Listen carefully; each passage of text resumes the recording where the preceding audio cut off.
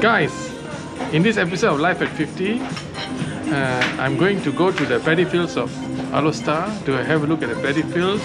Cheers!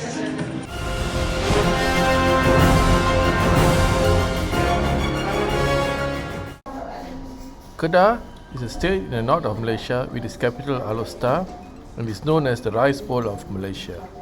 And if you go to Alostar, Kampung Hujung Aloe Merah is a paddy planting area almost in the city in Alostar itself. My house in Alostar is in Taman Golf. It's a very close bicycle ride to Kampung Hujung Aloe Merah where you can see the paddy fields of Alostar. Cheers! So one evening I decided to take my bicycle and cycle to Kampung Hujung Aloe Merah to look at the paddy fields. Rice is a staple food from Malaysia and a defining feature of our culture. As an example, in 2016 we consumed 80 kilograms of rice per person, and 60% of this was produced locally while the rest were imported from neighbouring countries, primarily from Thailand, Vietnam and Pakistan. Oh, panjang Panjang Panjang. Dapat dah ikan? It was really good to see that in Alostar, in the evenings, there were still people going out fishing in the paddy fields after work, in this era of iPads and electronic gadgets, etc. Paddy production in Malaysia has increased over the decades, allowing for self-sufficiency levels to hover between 60 to 70%. MADA, the Muda Agricultural Development Authority, was established to improve the paddy productivity and income of paddy farmers. Malaysia, through MARDI, is still slow in the release of new paddy varieties though compared to other neighbouring countries. We've only released about 50 new varieties in the past 50 years. Compare this to India, Philippines and Thailand. We are still lagging in terms of research and development compared to our neighbouring countries. As I was cycling here, I noticed that the river was called Sungai Aloe Merah or Aloe Merah River. And that's where the Kampung Hujung Aloe Merah got its name from. I also noticed that this whole area was under the supervision of MADA, the Muda Agricultural Development Authority, tasked with improving the yield of paddy and also the income of the farmers here.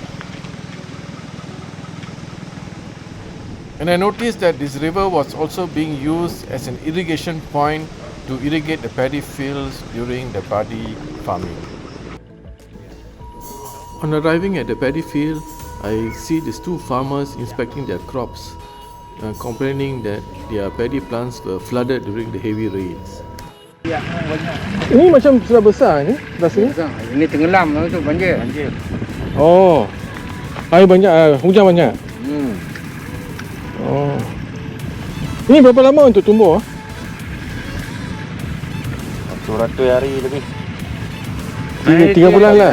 3 bulan sampai masak 3 bulan lah. Lepas tu boleh tuai lah. Oh, 3 bulan. 100. Ni berapa ni? Dia dah 2 bulan. Ada 2 bulan lagi, sebulan lah. Lagi 50 hari. Oh, macam mana you tahu kalau sudah ready Macam mana you tahu kalau sudah ready untuk cuma? Dia nanti dia keluar buah dia masak. Buah padi lah. Oh. Ni tak ada ular? Ada. Ya. Apa? Dulu ada kobra. Kobra dah? Yo. Kobra. Bisa? Kobra ada, king kobra ada. Bisa? King kobra tu tepi-tepi sana ada. Oh. Takut lah. Sini kobra saja. Boleh mati lah. Tak mati lah. Bisa? Kita sudah kena tak mati pun ni. You kena ini? Ini apa? Ular sendok? Kobra. Bisa? Masa kecil lah? 10 tahun dulu lah. Then apa you buat? Tak buat apa lah. Tak pergi hospital lah? Oh. Buang pakai dia punya tu. Dia punya batu. Oh ya ke? Tradisional lah? Tradisional punya. Macam you tahu itu ular dia macam ni lah? Nampak lah dia. Oh. Ini banyak tahun ni buat ini lah. Kalau dah 10 tahun kena?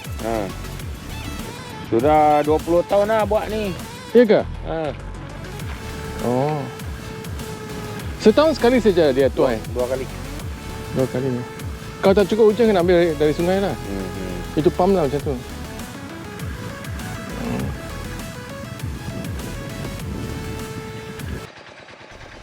As you can see here, I'm showing you the pump which is pumping water from the adjacent rivers into the paddy field through these large pipes running over here, and this helps the irrigation of the paddy plants.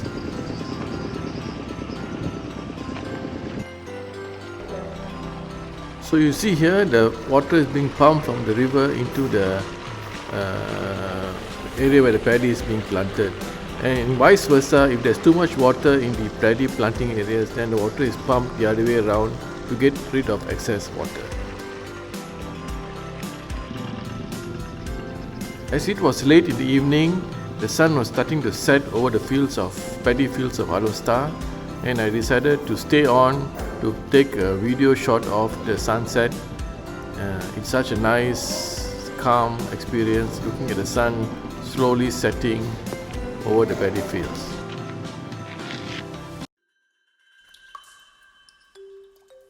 I decided to use time-lapse photography to film the sunset and the paddy fields of Alor.